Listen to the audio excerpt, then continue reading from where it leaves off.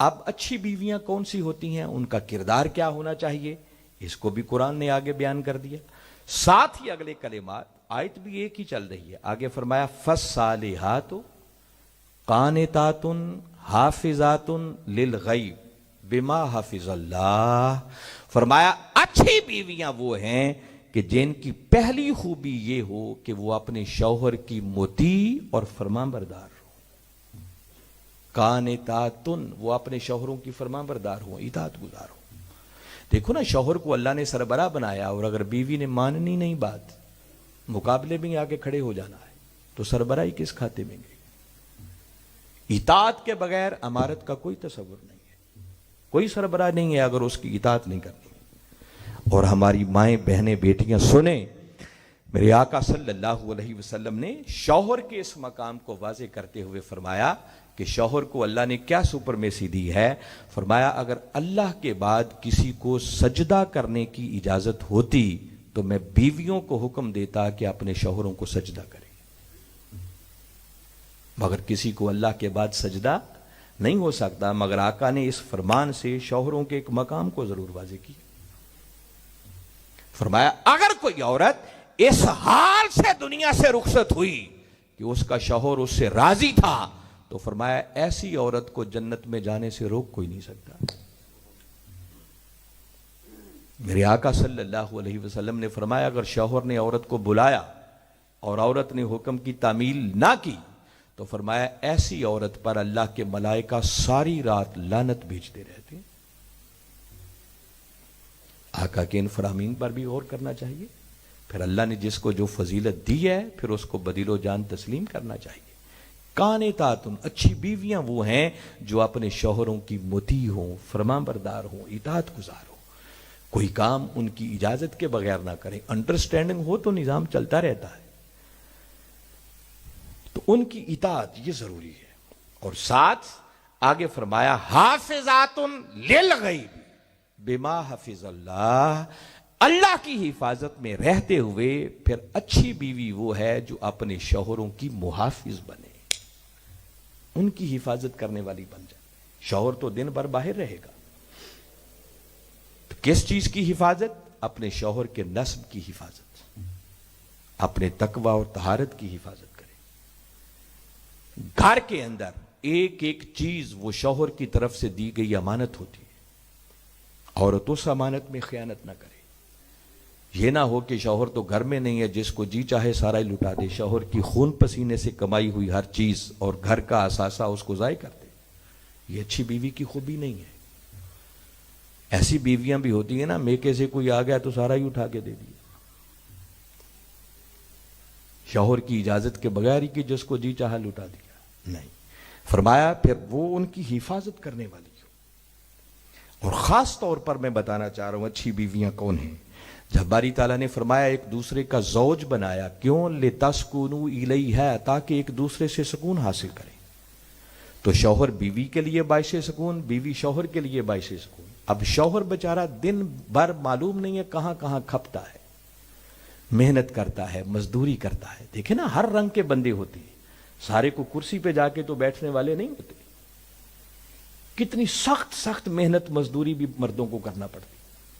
کہاں کہاں وہ کسی سے پھڈا ہوتا ہے، لڑائی ہوتی ہے، جھگڑا ہوتا ہے، سارا دن محنت مزدوری کرتا ہے، اور شام کو پلٹ کے گھر آئے تو بیوی نے ایک اور محاذ تیار کر رکھا. تو کیا اس نے باعث سکون ہونے کا حق ادا کیا؟ اچھی بیوی وہ ہے کہ سارا دن محنت مزدوری کرنے والا شوہر جب شام کو پلٹ کے گھر آئے تو بیوی ایسی ہونی چاہیے کہ شوہر ایک نظر دیکھے تو اس کی دن بھر کی تھکاوٹ دور ہو جائے. اتنی سلیقہ شعار ہو کہ گھر کی ہر چیز کو ایک ڈسپلن میں رکھے، صفائی ستھرائی رکھے. ہر چیز اپنی ایسی جگہ پر ہونی چاہیے کہ رات کی تاریکی میں بھی کسی چیز کو تلاش کرنا پڑے تو ہاتھ سیدھا ادھر ہی جانا چاہیے جہاں چیز ہونی چاہیے.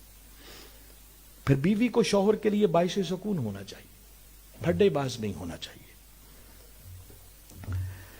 اور دوسری بات شوہران گرامی سے بھی عرض کرنا چاہتا ہوں کہ مت سمجھا کریں اگر آپ دن بھر محنت کرتے ہیں، مزدوری کرتے ہیں تو بیوی کوئی گھر پھولوں کی سیج پر نہیں بیٹھی رہتی. ہم ان چیزوں کو ریئلائز نہیں کرتے. احساس نہیں کرتے ان چیزوں کو، کبھی غور نہیں کرتے۔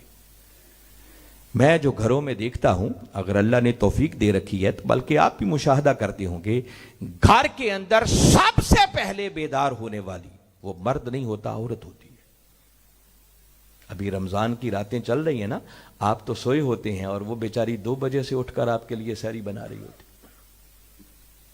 عام روٹین میں بھی عورت پر اگر اللہ کا کرم ہے تو پہلے وہ اٹھتی ہے، تہجد گزار ہے، تہجد پڑھے گی، نماز ادا کرے گی، قرآن کی تلاوت کرے گی، پھر اس نے ناشتے کی تیاری کرنی ہے، بچوں کے اٹھنے کا وقت ہو جائے گا، کسی کو نہلانا ہے، کسی کو دھونا ہے، کسی کو صاف کرنا ہے، کسی کے کپڑے پریس کرنے ہیں، کسی کو وردی پہنانی ہے، ناشتہ کروا کے ان کو سکول روانہ کرنا، پھر شوہر صاحب کے اٹھنے کا ٹائم ہو گیا، ان کے کپڑے پریس کریں، ان کو تیار کریں، ان کے لیے ناشتہ بنائیں، ان کی خدمت کریں۔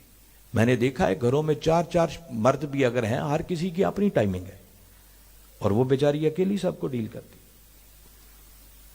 آپ تو آرام سے ناشتہ کر کے سج دھج کے چلے گئے، آپ وہ بیچاری پھولوں کی سیج پہ نہیں ہے، اس نے آپ کے جانے کے بعد کچن بھی صاف کرنا ہے، برتن بھی دھونے ہیں، گھر کی صفائی بھی کرنی ہے، کپڑے بھی دھونے ہیں، پھر بچوں کے آنے کا وقت ہو جانا ہے، اس نے لنچ بھی بنانا ہے، پھر شام کا کھانا بھی۔ آپ ذرا کبھی غور کریں نا، عورت کیا کیا گھر میں نہیں کرتی، تو وہ آرام سے تو نہیں بیٹھی ہوتی نا، ان چیزوں کو ریئلائز کرنا چاہیے۔ اور شوہر صاحب سمجھیں کہ نہیں، بیوی کوئی میرے لیے باعث سکون ہونا چاہیے، تو اس کا بھی تقاضا ہے، اللہ نے شوہر کو بھی بیوی کے لیے باعث سکون بنایا۔ اگر وہ سارا دن گھر میں محنت کر رہی ہے تو اس کا بھی حق بنتا ہے کہ شوہر جب شام کو گھر آئے تو شوہر کے چہرے پر بھی 12 نہ بجے ہوں، بلکہ شوہر بھی ایسا ہو کہ بیوی ایک نظر دیکھے تو بیوی کی بھی دن بھر کی تھکاوٹ دور ہو جائے۔ یہ باعث سکون ہے۔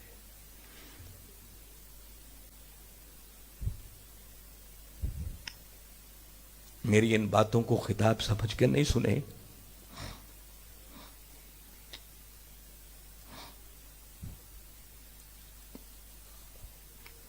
آپ کے دلوں پر دستک دینا چاہ رہا۔ یہ باتیں حظ لینے کے لیے نہیں ہیں، زندگیوں کو بدلنے کے لیے۔ ہم نے خود اپنے گھروں کا سکون برباد کر رکھا ہے، چھوٹی چھوٹی باتوں پر گردنوں میں سریے آ جاتے ہیں۔ وہ شوہر جو سارا دن باہر ہر کسی سے جی جی کہہ کے بات کرتا ہے، گھر آتا ہے تو یوں لگتا ہے جیسے کوئی فرعون داخل ہو گیا، بچے بھی ڈر کے بیٹھ جاتے ہیں۔ اللہ ماشاءاللہ جو اچھے ہیں وہ ہیں، مگر میں دیکھتا رہتا ہوں جو ہمارا ماحول ہے، کوئی سالن میں نمک بھی زیادہ پڑ گیا تو ایسے شوہران گرامی کی کمی نہیں جو شاید پوری پلیٹ ہی پٹک دیں گے، کھانا بھی پکانا نہیں آتا۔ کہاں کی انسانیت ہے یہ؟ اگر تھوڑا تھوڑا اپنی ذمہ داریوں کا ہم احساس کریں تو خدا کی قسم اسی دنیا میں آپ کا گھر جنت کا ماحول پیدا کر سکتا ہے۔ اور پھر تباہی اس وقت ہوتی ہے کہ جب گھر میں بے سکونی ہوتی ہے اور پھر بیویاں تعویذ گھنٹے کے لیے جعلی عاملوں کے پاس چلی جاتی، تعویذ کر دو، دم کر دو، یہ ہو گیا ہے، تو وہ تو دکان کھول کے بیٹھے ہوئے ہیں، وہ تو انتظار میں ہے کوئی آئے، وہ بتائیں گے آپ کے گھر جنوں کا حملہ ہے، فلاں کا سایہ ہے، اتنے بکرے چاہیے، یہ چاہیے۔ اب وہ شوہر کو بتائے گی بھی نہیں اور سارا کچھ برباد کر دے گی۔ کسی تعویذ گنڈے سے کوئی سکون آپ کے گھر میں نہیں آ سکتا۔ سکون آ سکتا ہے تو اپنی اپنی ذمہ داریاں اور فرائض ادا کرنے سے آ سکتا ہے۔ ایک دوسرے کے حقوق کا احساس کریں، سیکریفائس کریں۔ خدا کی قسم یہ اللہ نے ایسے نہیں کہا یہ اللہ کی نشانیاں ہیں، ان نعمتوں کی قدر کیا کرو۔ پتہ تب چلتا ہے جب نعمت چھن جاتی ہے۔ ان سے پوچھو جن کی بیویاں پردہ کر گئیں، پھر اس کے بعد کیا بیتتی ہے۔ آپ سارا دن بے فکری سے جو پھرتے رہتے ہیں، آپ کے گھر کو سنبھالنے والی ایک بیوی ہوتی ہے، آپ کے بچوں کی حفاظت کر رہی ہے، آپ کے گھر کی کیئر کر رہی ہے، آپ کو فکر ہی کوئی نہیں ہے، آپ آزاد پھر رہے ہیں۔ اور جب بیوی نہ رہے تو سمجھ پھر آتی ہے، پھر دن میں تارے نظر آتے ہیں کہ اب بیوی کتنی بڑی نعمت تھی، پھر احساس ہوا تو کیا فائدہ۔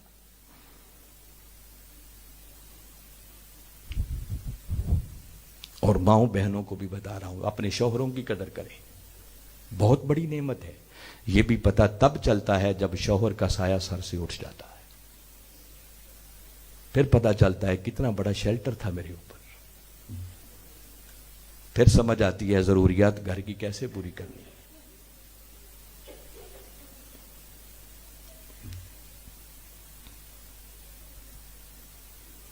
جیتے جی ان نعمتوں کی قدر کریں.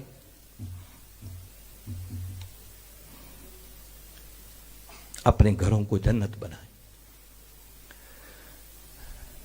ورنہ میں نے ایسے گھر بھی دیکھے ہیں کہ دنیا میں ان کے گھر جہنم بن جاتے ہیں. پھر وقت پاس کرنا بھی مشکل ہو جاتا.